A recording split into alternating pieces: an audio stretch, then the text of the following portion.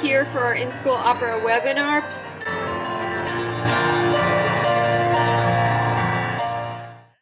Well, hello, we are so happy to have you here today. My name is Maribel Mato, and I'm a member of the Young Patronesses of Opera. And we are excited to share this opportunity to introduce you to a fabulous opera singer who is in the opera we are highlighting today, The Pied Piper, written by Seymour Barad. Hopefully you have seen the opera recording already. If not, your teachers have the YouTube link for you to watch it soon. Our story begins with a man who is wearing a pied colored coat, one of many colors. He wants to buy a new one and needs to make the money to buy it. He meets a woodland nymph who gives him a great idea on how to make some money. But trouble begins when the promise is not kept, and he has to answer to the mayor town. You can see how the characters learned many lessons, including how it's very important to always promise. Today, I'm pleased to introduce to you the man who played the Pied Piper, Mr. Bill Stafford, and his wife who played the mayor, Alicia Stafford. They are going to share with you their career story about being singers and performers. Before we start, let me remind you that you can ask Bill and Alicia questions typing in the Q&A box anytime during the webinar. Please use the Q&A box for the questions, not the chat. They will answer the questions towards the end of the webinar. You can type in your questions anytime. So let's give a warm welcome to Bill and Alicia Stafford. So now, Bill and Alicia, take it away. Yay, good morning, everyone. Good morning, good morning. Thank you so much for tuning in. This is great. It's wonderful. Yeah. So I think we'll, how we've been starting these, we've just kind of given everybody a little bit of background on how we got into singing and what brought us up to performing for the Pied Piper of Hamelin. And would you like us to sort of start with that? I think so. Yeah. All right. Well, for myself, when I was a child, my grandmother gave me from Walt Disney Records a record of the great composers of the classical and romantic era, composers that wrote operas and other sacred and orchestral works, composers like Bach and Beethoven and Chopin and Mozart. And she gave me this wonderful record, and I just loved it. I love to hear about the music, about the composers, how they wrote the music, what inspired them. And I just fell in love in general with the music. And then I started to play the violin in 4th grade. And I enjoyed it very much. And then when I got to 8th grade, a little town north of Columbus, Ohio, where I'm from, we needed, the violin, of course, is a member of the stringed instrument family. It's the smallest member of the family. And they needed somebody to play the string bass. And there was nobody in the school with hands big enough, and mine, fortunately, were at that point. And I switched to the string bass, the double bass, they call it. And I played that throughout and still play it today. Not as much as I normally do because I sing now more, but I kept that going, and that got my interest in music. And when I went to college, I majored in radio and television, not in music, but I always kept playing in the orchestra with my string bass. And so just for extra credit and for extra scholarship money. And one time I was playing in an opera that many of you will become familiar with if you decide to go into the opera world, Madame Butterfly. And I was playing in the orchestra pit, which is the little area that the orchestra plays beneath the stage for an opera. And I was playing in that, playing the bass, and I was listening to the singers on stage, and I thought, wow, wouldn't that be fun to be able to sing? So I decided to audition for a Broadway musical that our college was putting on. And I sang for a man who was the musical director of both the opera and of the Broadway play, the musical theater play, which was called South Pacific. And I auditioned for him, and I was singing a song for a tenor. And there are we can get into this a little later, but there are 4 kinds of voices. There's 2 kinds there's 5 types of voices for male and the female. For the female, there's two, the high soprano, which Alicia is, and the lower one is called the alto. And then for the male, we have three voices. The high is the tenor, the baritone is the middle, and a little bit more toward the end, toward the lower end, and the bass is the very low end. So I was auditioning for a tenor part, and I didn't know anything about the voice. I love music. I knew how to read music, but I did not know anything about the voice and how it worked, how the breathing worked, and how you place the voice once the sound gets up into your facial area and the mask, they call it in vocal training.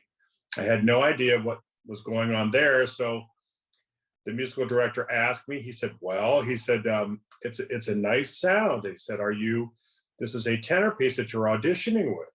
And I said, yes, it is. And he said, are you having difficulty with that? And I said, yes, I am. He said, well, that's because you're a baritone. And from that moment on, I knew what I was vocally, and I started to train as a baritone. And it was 6 months later, I was actually doing my first operatic role, Papageno in the Magic Flute. And ever since, I have worked in other areas, but really for the last 20 plus years, I am now making my living as a musician and as a singer specifically. And so that was sort of the path that I took. Alicia, maybe Well, you can share there's how you some got similarities, there. but mostly with me when I was little, it was me and my sister and my brother, and I was the middle child. And my mother was actually, and her sister played the piano and sang.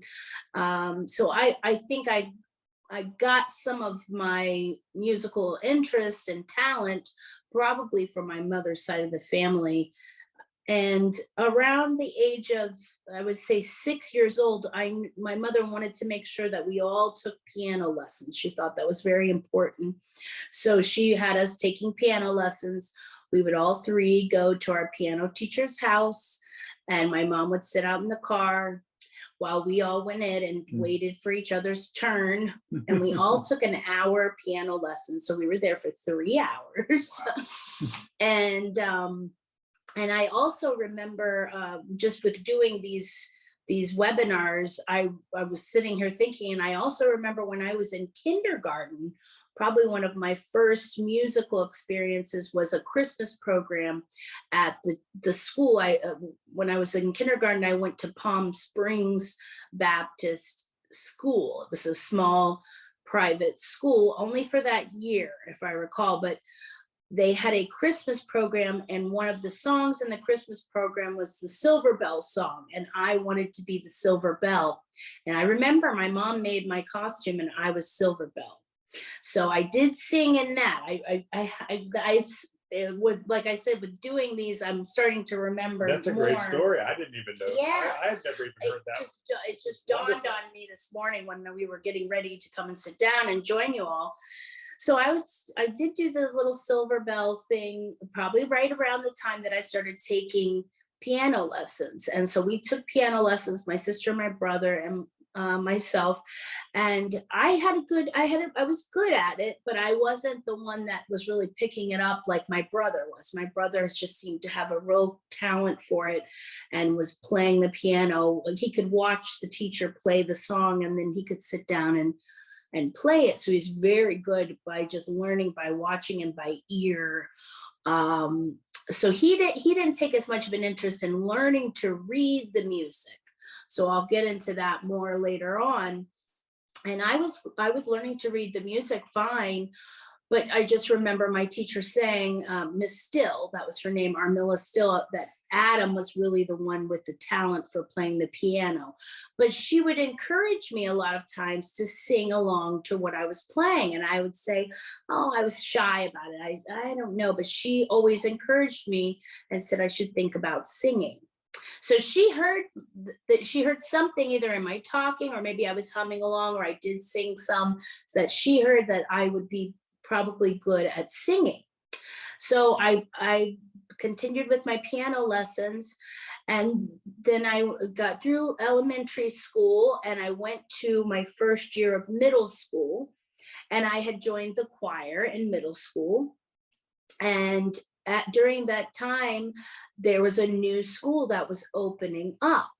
And so these pamphlets were sent around, and the pamphlets were all different colors. Some of them were red, blue, yellow, and those colors were, whether it was the vocal department or theater department or communication, which is the radio, television, or art, drawing and sculpting. So all these pamphlets were being passed around. And of course, in chorus class, we were passed around the voice pamphlet. And if we were interested, and I'll never forget that pamphlet, and it had School of the Arts written on it. And I came home from school and I told my mom, I said, I want to audition for School of the Arts.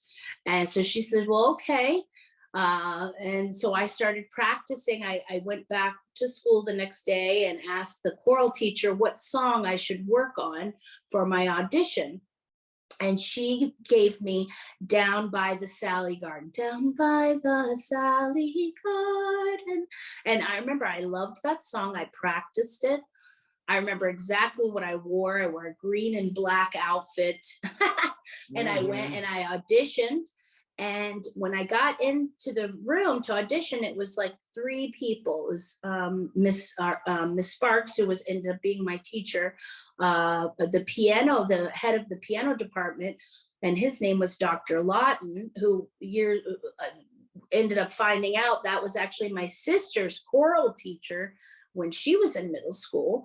And then I can't recall who the other person was, but I went into the audition and I sang my song, and Miss Sparks turns to me and she says, when you get here, I mean, if you get here. So I think she blurted out that she was planning on having me come, but it wasn't supposed. So I came out of the room and I told my mom, I said, I think I got in. She told, oh yeah. And then I think the audition was in probably like January, I think, or something like that. And then you get your acceptance, or where unfortunately you aren't accepted, you get that in like April. So I came home from school and my mom was standing there with it. She had opened it and she knew that I had gotten in. So I got into the School of the Arts. And that really it really changed my whole course of my musical education. That's where I learned how to really read music really well, how to sight read, all the different things that go into being a successful singer. So I did that from 7th grade until my senior year of high school. And during that time, we had so many adventures. We went to Austria and competed with the choir. We went to Italy my senior year. It was probably one of the most funnest times in my life. Obviously, I've had more fun after that and exciting concerts and things, but it was very exciting. And we learned how to sing in different languages, how to sing in groups, how to harmonize, all those things. So I got done with high school, and then I did go to Shorter College in Rome, Georgia, on a vocal performance scholarship. And a lot of the same type of things went on there, because the School of the Arts was, it really is preparing you for college. So I was, in a lot of ways, I had more knowledge at that point than some of the other freshmen that came in. And I came home from college and I did get a job working not in the music field. I thought, I needed to get a regular job. I wasn't really sure. Back then, there wasn't social media and all the different things that I think help singers now, promote themselves and things like that. So I started working in a corporate job, and I continued singing on the weekends in church. A friend of mine had introduced me to a music director at a Catholic church, actually, which I was not Catholic, but that's the other thing too, with being a musician and a professional singer or instrumentalist, you'll get hired at it could be, for a Jewish synagogue or something like that. It doesn't matter, because they're hiring in a professional to play for them or sing for them. So I was doing that on the weekends, and a few other little, just little events here and there. And I think I remember it was when I put myself, I had found out about, there's websites that were specifically for musicians and entertainers. So I had some pictures that I had collected over the years, and I had some recordings and things, and I put myself on that website. And that actually really started to get me out, branched outside of, let's just say, people I knew in my community or over the years, of, contacts that I have, held on to over the years. So I started getting requests for me to come and sing here or there. And that actually did start to increase the amount of work and things that I got. And that's right around that time was when I had decided I was just going to pursue my singing solely. I was, no more trying to work in a corporate job and then sing on the weekends. So I started pursuing just singing. And then I also started to build up a private studio of students for piano lessons and vocal lessons.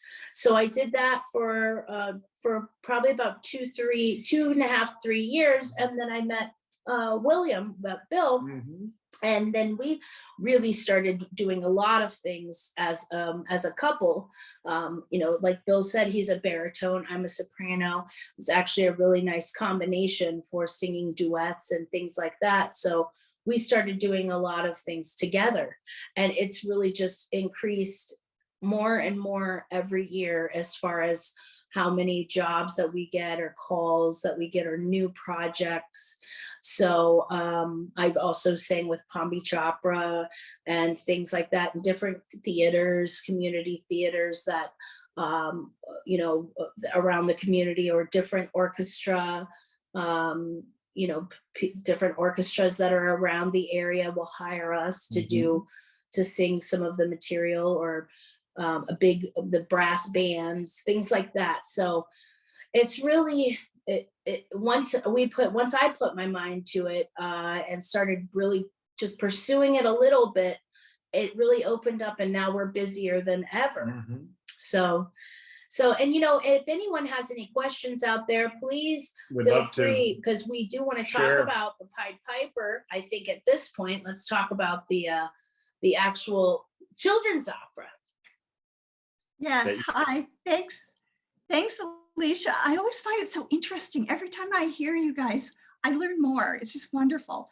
And I don't have a music background, unlike most of the other ladies in YPO. So I have learned so much from you. I'm like one of the students here.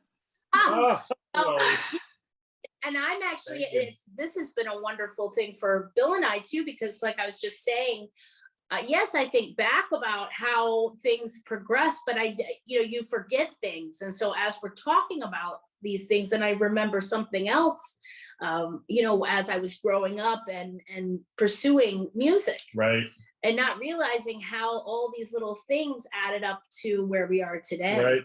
It's great. I find it amazing that you can remember the teachers' names. All I can remember about my music teacher is telling me I had a horrible voice and I shouldn't sing. And that did. That killed everything right that moment. Oh, that's good. But it's I think a lot of times too with some of these teachers, I wonder if they regret it over the years, if they think back and say, oh, why did I say that? They might have been right. Because I did have a good career, but not in music. I always find it amazing. Like I had this view that, you either knew you had a great voice and you wanted to sing. I never understood how maybe a teacher just might motivate you to do something that you didn't think you were capable of. I always loved to sing. Like I was just saying, as we keep talking about, I'm thinking more and more about how when I was little, that was the other thing too. My sister and my mom were caught me.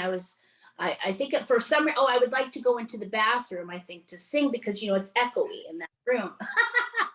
So I remember going in there and I was singing, I forget who the singer was, if it was Madonna. It was either Madonna or it might have been Britney Spears, because Britney Spears had come out, she's younger than me, but she was kind of coming out as, first the Mickey Mouse Club and things like that. So I remember my mom and my sister like snickering outside and laughing because I was in there singing away in front of the, mirror and things like that, because I just love to sing. But, when you're younger like that, sometimes people don't want to admit that that's what they love to do. And I always think it's such a great thing if you can say, I love to sing, or I love to act, or I love to dance, or I love painting.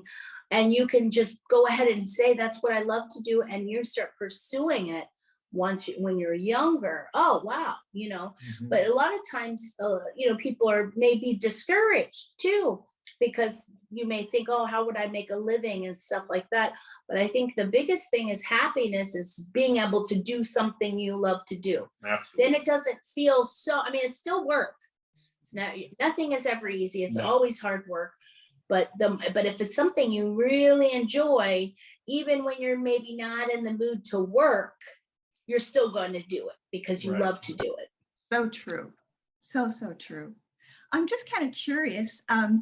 In the meantime, if anybody's got any questions, please put them in the Q&A. We'd love to hear from you. I'm wondering what it was like for your first time to get up and do an audition. Oh.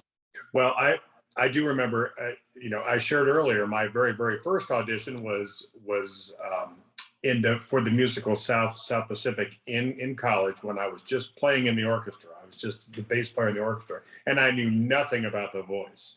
So that was like starting from zero. I had no idea what I was doing. Then after I discovered that I was, the baritone, and I knew the basic vocal path that I needed to sort of be taking. Then a couple of years later, when I was already sort of working, I was actually working in radio and television and kind of still singing on the weekends and in church. But I do remember the first time I got up and I sang for, I'd been singing for maybe almost 2 years, and I was just with a voice teacher too for the first time. So I was still developing my voice too. And it does, we can talk a little bit about this. There was a question yesterday too, how do you start to develop your voice after you have the musical training and the knowledge that Alicia talks about?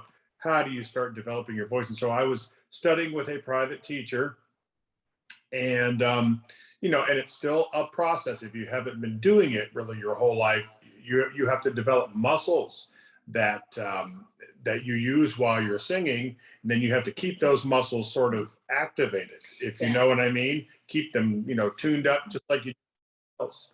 Right. And the thing is too, is that some people just, there are, and I think is somewhat in my case, I just did have a developed voice. You did. At an early age, because actually when you were talking about an audition, I did audition for the school, like I had said, but I also auditioned right thereafter I got into School of the Arts. And my teacher, she put me right away to do a competition. It was called Kiwanis Club. And I don't know if anybody maybe has heard of that, but it was Kiwanis Club, and it was like a community, somebody had sponsored it, but it was something that's a yearly, and I was in the junior division because I was only 12, I think, at that point. But she had me audition with, actually, it was the Ombra Mai Fu from the opera Circe, and it was a Handel piece. It's an aria. So that was actually, I was singing an opera aria around age 12. Right. But it was not the most difficult aria. It wasn't like an O mio Babino Caro or Mi Chiamano or something like that, but it was a sustaining piece. It had a recitative in the beginning, which if anyone knows what that's kind of like, a speaking on notes. You're trying to, it's like a conversation, quick moving, and then it goes into a beautiful lyric aria. So I learned all that in Italian, and I do remember going and singing, and I won first place. And so I remember now thinking about that too. Mhm. And that was already, I was singing very developed voice. And a lot of times their voices will develop a little sooner than boys' voices do, because boys' Mhm. voices, as we know, they change. Mhm. I'm actually have a student right now, they're twins, sister and brother, and it's amazing at how her voice is developed, because her voice isn't really going to change, and his is still, he's got where his voice is still in the soprano, but his voice is starting to change. So poor thing, everything he's trying to sing, his voice is cracking. So that's a big thing to have to overcome Mhm. for him. And he's got such a good attitude about it. I said, this isn't going to be long. I said, Right. I said, right now it's at a peak of being everything cracking on you, and I said, and then after that, and maybe by the summertime, your voice will start to settle into whether you're going to be a tenor or a baritone or a bass. or a bass. Right. And Bill's nephew, and remember, he auditioned. Yes. I helped him prepare for Mhm. School of the Arts. Well, it's called Dreyfus now. And when he auditioned, he was singing a soprano piece, Homeward Bound. And Boy soprano, yeah. a boy Yeah, soprano. yeah, It's because that's Right. what their voices are still higher. And he, within a year or two of once he was in the school, now he's a bass. A bass. So it's amazing how, so for boys, it's actually, you want to give them that time to let their voice adjust Mhm. to whether it's going to be. And some boys, their voices still stay high even after but a high tenor, that would be the tenor, Right. Right. So yeah, Right. auditioning, auditioning is one small piece of, Mhm. honestly, I don't think either one of us have done tons of auditioning. There are people that are like, say, if you're going into the musical theater, you want to be on Broadway or sing for Disney World, and be working with the Voices of Liberty. And those are all those things they're casting Mhm. calls. And Right. you have to go out and you audition. So we have quite a few colleagues that they do a lot of Right. auditioning, That we do. Yeah, because they want to be only in musical theater. They want to Mhm. be on stage on Broadway, and which is great. That's a It's great, wonderful. Yeah. wonderful dream as well. And same with being in the opera. Sure. But I think what's happened with us, and both of us, I think, can probably speak on that. We have auditioned for different things, but there's not too much of that for us at this point. At this point, after you, of course, if you, like Alicia said, if you're just going to be, and this is a whole nother discussion too, if you're just going to be an opera singer, and you do, at some point, your reputation, people will just start calling you for the job if something is good for you. Right. If an artistic director knows this is the voice I need for this Right. role, he'll call you, or he'll get in touch with, at that point, if you have an agent who represents you. Like the Wick Theater wanted you to play Man of La Mancha. Yes. Wasn't it? Yes. Was it that? Yes. What? Mhm, it So was. she had called, but unfortunately Bill couldn't. He wasn't available to do it. So, but at some point, but then, still famous people still will sing for someone, and they'll still quote unquote audition. They will still do it if there's something that maybe they haven't done, or something new for them, just another role that they haven't done yet. An artistic director might want to hear them sing. And so you're always auditioning, even if you don't audition as much, sort of when you get established, it's always good you need to think like you need to still stay conditioned, still keep your body in good shape, keep your voice in good shape, keep active as if you're going to audition. That way you'll always be prepared, just in case something does come up. Well, really, an audition prepared. is like a performance. You It just think really of that is. as going in and Yeah. you're performing for those people Mhm.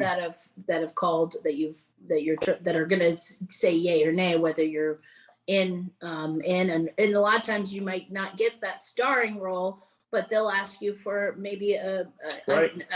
group part or something, Yeah. So I had the pleasure of seeing you in several different in-school operas. And then I love them. That's what got me into YPO. And I saw the Pied Piper with both of you in it, and I thought it was such a fun opera, especially with the children performing as well. Bill and Alicia, can you tell us about the roles that you played in the Pied Piper? Oh, I think Sure. should we look at the video first? Well, that would be a great idea. Yeah. And then we'll tell you. And then we'll Is talk that about okay? our Sounds parts. good.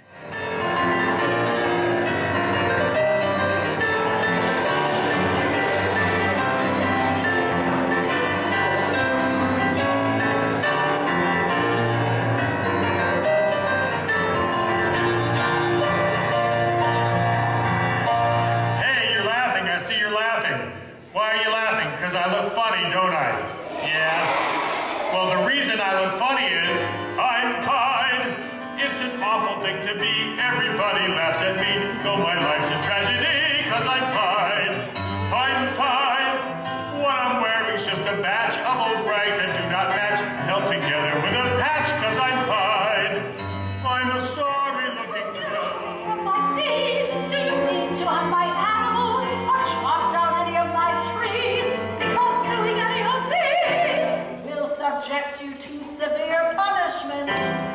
For although I am a beautiful and ethereal entity, I have a fierce temper. Now, what are you doing here? I'm on a quest. I'm traveling the world in search of a place where I'm needed. You didn't leave it to the town of Hamlin.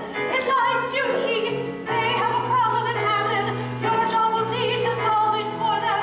What kind of problem? They have rats. Rats! I don't understand why you. We're a greedy, selfish lot, never sharing what we've got. It's the creed by which we live, that we take but never give. Here in Hamlin, we are stingy. And next day, when the morning mist had cleared, for no reason at all that we can recall, suddenly there appeared rats! Rats! Rats! Everywhere we looked, there were rats! How'd that song go again? Follow me, follow me quietly. That's it. Let's see if it'll work one more time.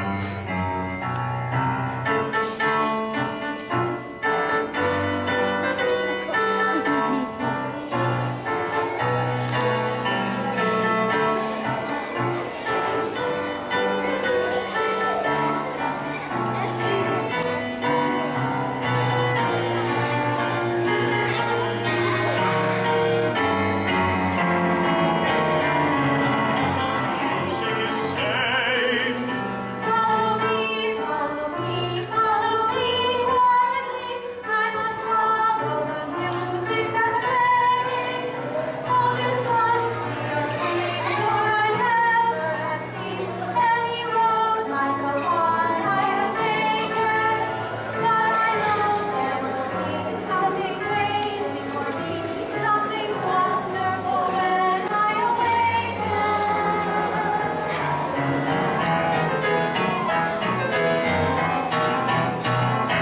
Children, oh children, come out where we are. As promised, your gold coin. You'll be better off by far than you are. When you open up your mind and you find that you opened up a door that was always closed before, you'll be happier than you have ever been. When you open up your heart and let the magic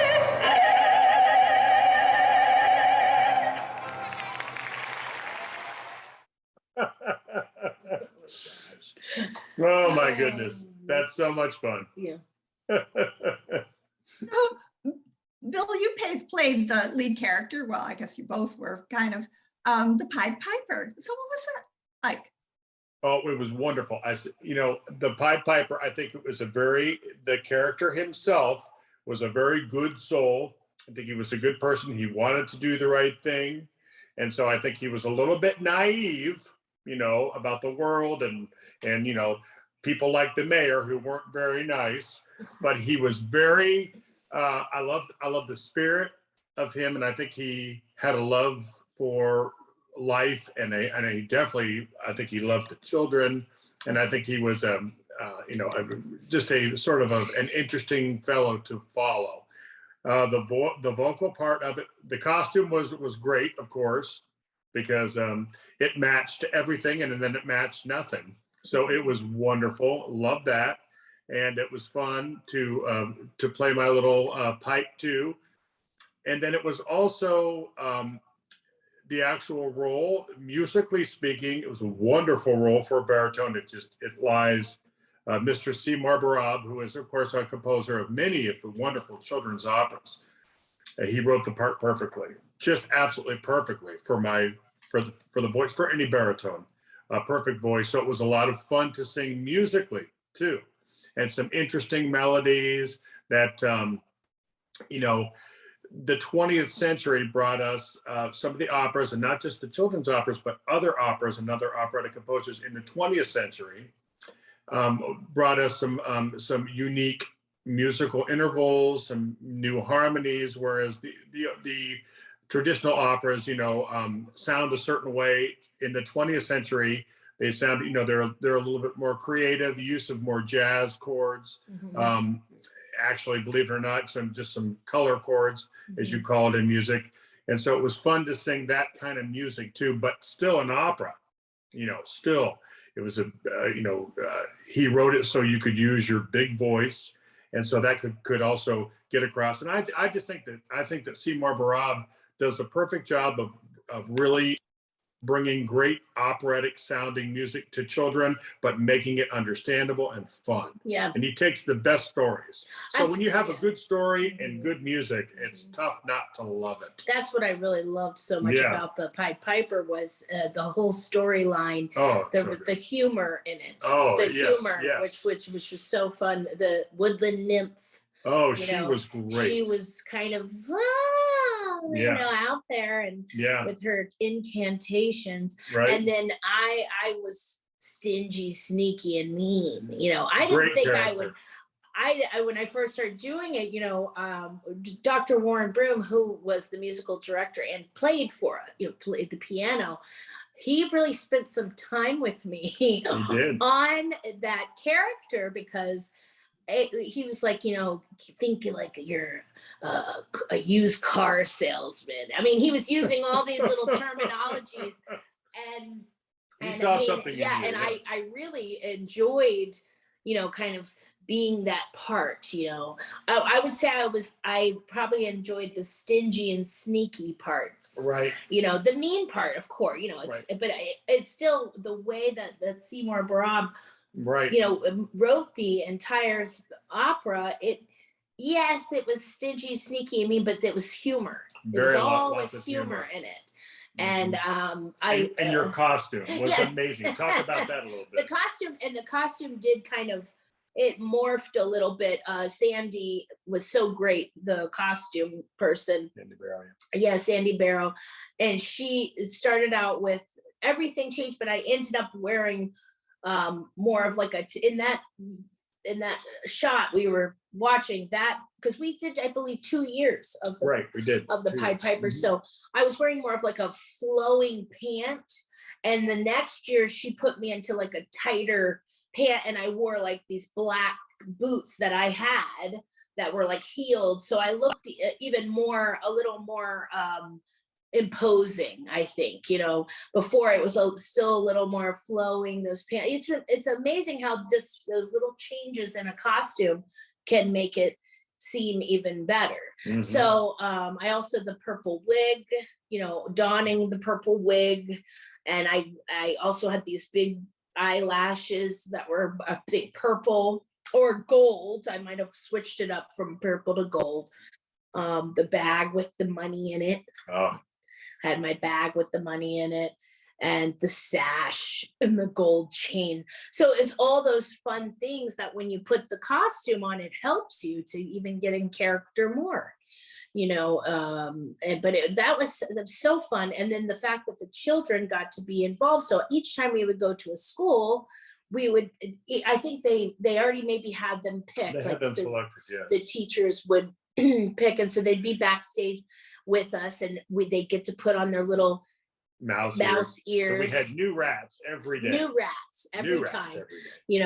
Boy, couldn't get rid of the rats. Couldn't get rid of the rats. I tried. So that was fun, and Andres was the rat pack leader. Yeah, he was great too. And so, Everybody. but he also had a different part in it too. Putting a production together like that, it took a lot of. We had to, it wasn't just as simple as just going out. There was the whole setting up of those backdrops that Andres would unload, and Set pieces. set pieces. What was the sound person's name that first year? I'm not sure, but No, it was wonderful. Lucas? No, it wasn't Lucas. I don't know. But anyway, we had the sound person that was wonderful too, and they would help set everything up. And we always look forward to one of you all, very kind ladies, bringing us donuts or bagels with cream cheese. We get that backstage. We never before. forgot that. Yeah.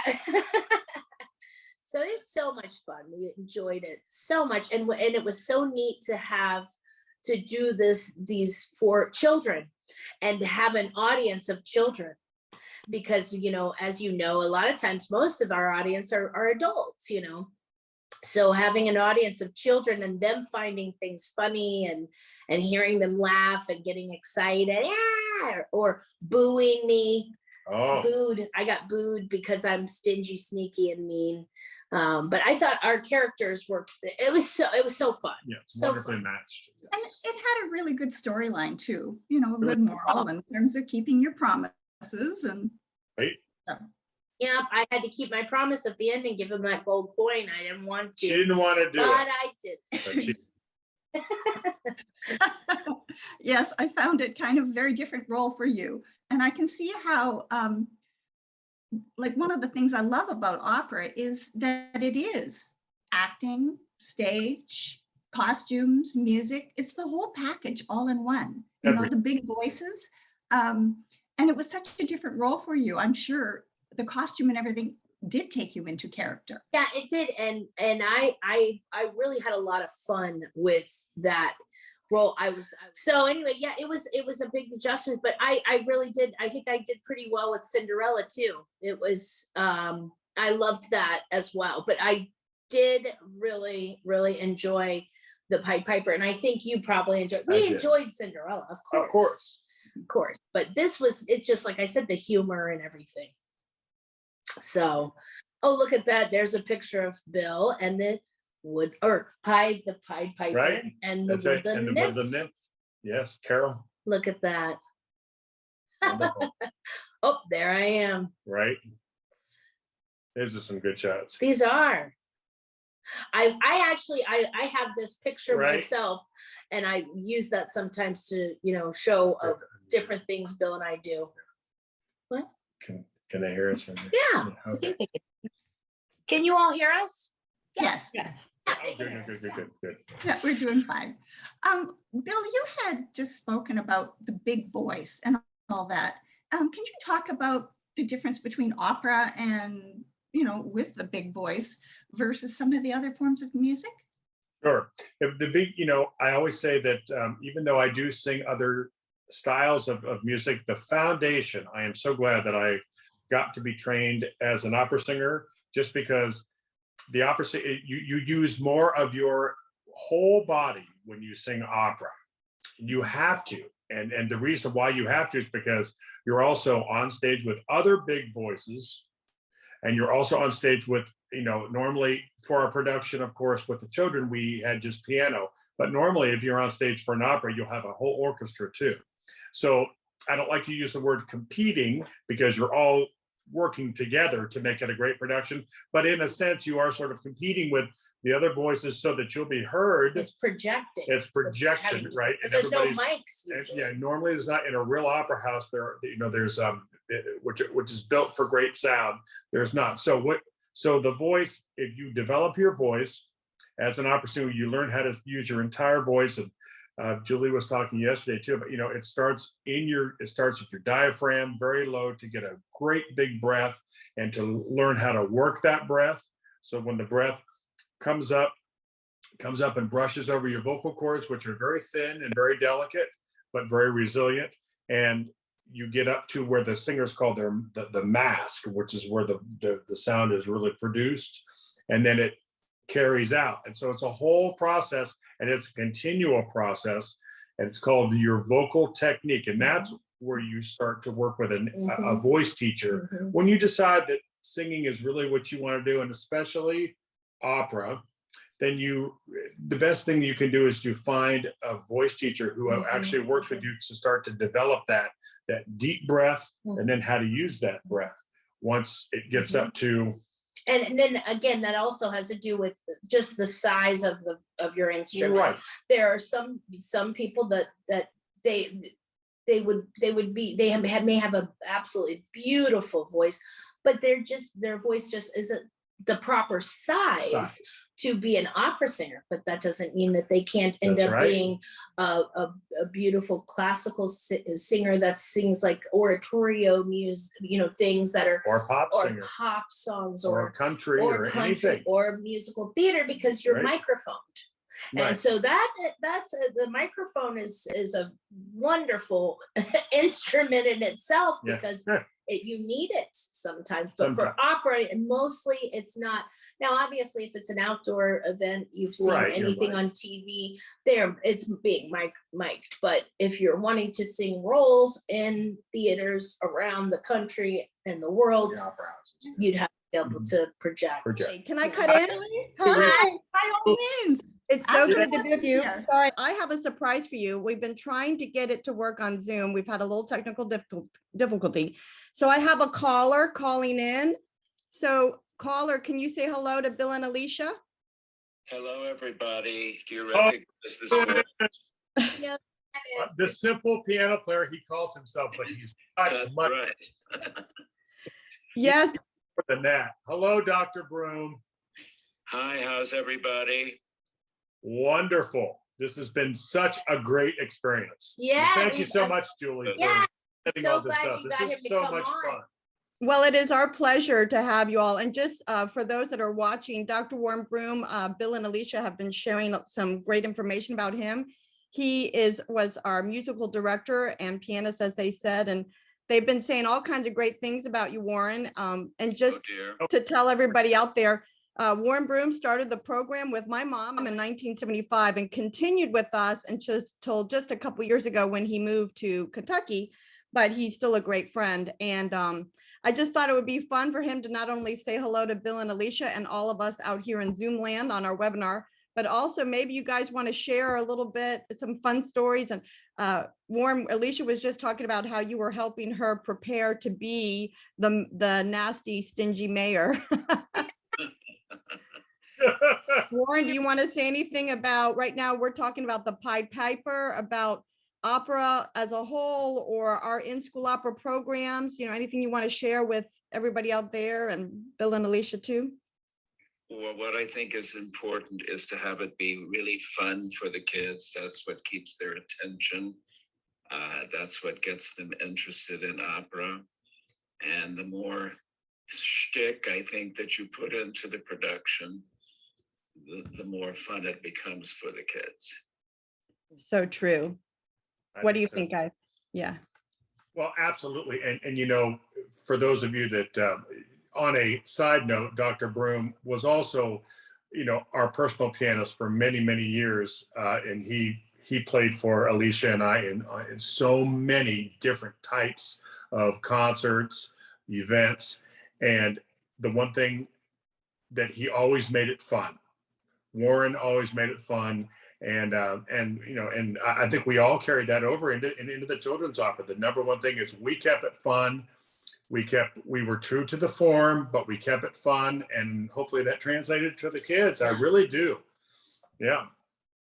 Oh, I would agree.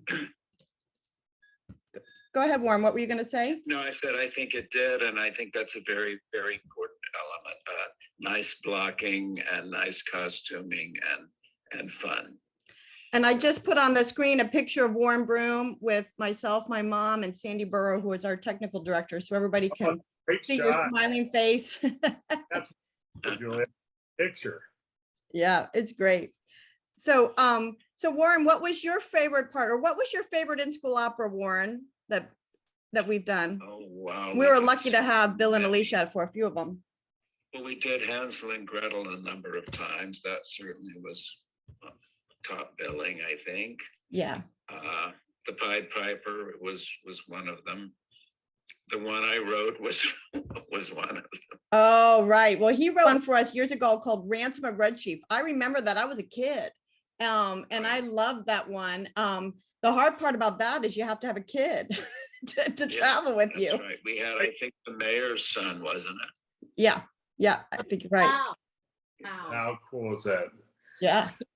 It was so much fun doing that. And like I said, Dr. Broom was so good at getting us to just really kind of hone in on the specific characters Yes. and how to translate that to the Yes. children. Yes. And I thought it was, he just had such a gift in making it funny and stuff to pull the children in and say, wow, this is Yeah. this is fun. Yeah. This is great, you know.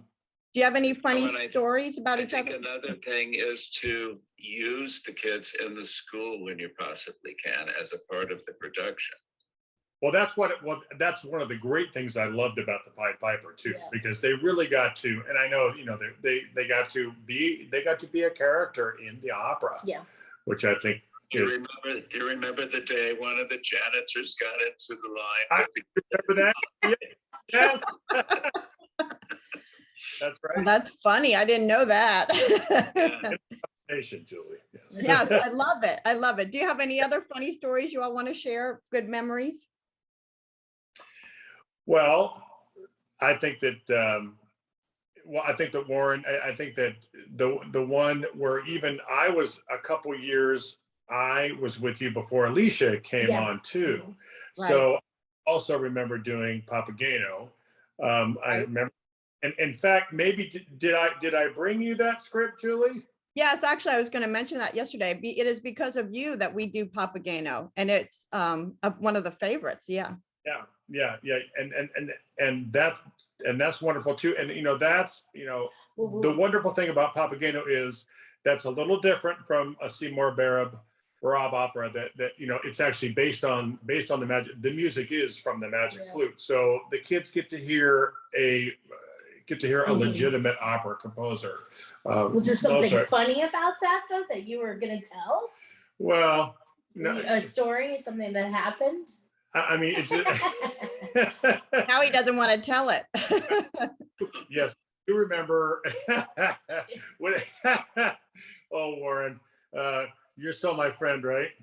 Okay. Oh, absolutely.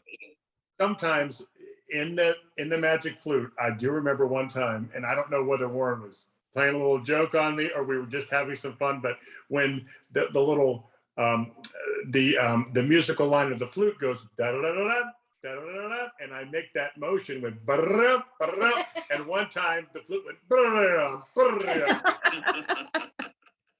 You went Now- down. And it's the magic word.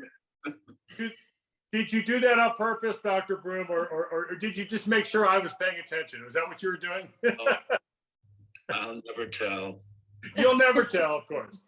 Well, I have a funny story. I remember as a kid when Warren was, Dr. Broom was playing the piano at the in-school opera, and they brought it to the school I was going to. And so I was so excited that I said, Mom, can I help? So I sat next to Warren on the piano, and the piano was out of tune. Do you remember this, Warren? I guess. It was so long ago, the piano was out of tune, and he kept changing the key to get so that he could find a key that would work on the piano for everybody to sing it. And I was like, and then he started chatting with me, and he's turning the pages. I was like, how do you even know where you are? It just shows the brilliance of this man, right? Oh, My goodness. simple piano player, you all know that. that's a great story, Julie, because I mean, if we're allowed to go down that little diversion, one thing about Dr. Broom, and I know, and since he's of course a huge part of this, he is so versatile. Now, we talked about versatility in voices and things earlier with Claudia, and how some people can just do it. Some people are meant for just specialized things. Dr. Broom can play anything. Yeah. Yeah. Any. And Yeah. after he knows it. Yeah. Yeah, So- he's a genius. You're a genius, Warren. Right. That's how those pages can keep churning, but he's playing what he's supposed to be playing. Well, we're at the end of our time, but I'm just so glad that Warren was available. I just called him. I said, oh my gosh, I was going to call you and see if you want to join us. Can you hop on? And he's so gracious and said yes. And this is the last webinar we're having this year for our In-School Opera webinar series, since we didn't get to go into the schools. And it has been such a delight to be with you all, to see you all again, miss working with you. It's such a delight to have Warren on, since he was, from the very beginning. And it's made the In-School Opera what it is today. I mean, it's with his brilliance that we are here, and with the amazing talent like you all. I just want to thank you all for spending your time. Those that are attending with us today and that are going to watch it on the online later on, because we are going to have this, all of the ones that we've done before this week are actually on our website already. And I'm just going to show it to you right now. If you go onto our website, ypo-miami.org, you hit programs, In-School Opera, scroll down, and then you can see some of the videos. When you say bring your opera to school, if you click watch past performances, it takes you to the videos, and in which you saw a little bit today of Papageno, and then the In-School Opera webinars. If you click this link that says watch, every webinar we've had so far, and the 2 that we did this week are going to be added within the next day or 2. And you can click on and see them and listen to their stories and their great insight into their world of being opera singers and being performers in this world. I hope the kids got a lot out of this. I really think they did. I think they've learned a lot, and it was enjoyable. I know our YPO members are so appreciative of all that you all do for us every year and help us bring this genre of music to kids. And so with that said, I'm just going to say thank you, Warren. Thank you, Alicia and Bill. Thank you to Maribel, who did the introduction today. Thank you for Pedja and his wife, our amazing technical coordinators. They have been a blessing and a joy to work with this year. We really, we can't wait till next year when we're going to be back in the schools. Like I said, we're hoping to do Hansel and Gretel, Warren. That's our goal. Good. And we just miss being in the schools. We miss seeing you and Alicia and Bill. I hope we want you back. Anytime you want to come back, we'd love to have you. Want to do that sometime? Yeah, and Warren, we want to fly you down and have you come and be with us anytime you want. Okay. Fantastic. Good to be with you guys today. Thank you, Yeah. Warren. It was so great to talk and catch up. And it was great being with you all. Thank you for sharing your stories and your lives with us and your talents. Thank you. Thank We you, really Julie. enjoyed it. Thank you. Well, with that, I'll say goodbye. It's we're past our time a little bit, but it was really worth it to say a big thank you to all. And then also, I would remiss by not saying thank you to this amazing In-School Opera team: Karen Matheson, Claudia Glasson, Maggie Brenner, of course, all the YPO women that have helped out and done the introductions and come to the webinars. We are 100% volunteer in this organization of YPO to make, to raise the money and put on these programs. And we couldn't do it without each and every one of them. And I am so blessed to have this amazing, amazing team of Karen and Claudia and Maggie. So to work with. So thank you to you ladies too. Okay, be well, be safe, everybody. We love you all. Bye, Bill and Alicia. Keep in touch. Bye, Warren. Bye-bye. Bye. Bye.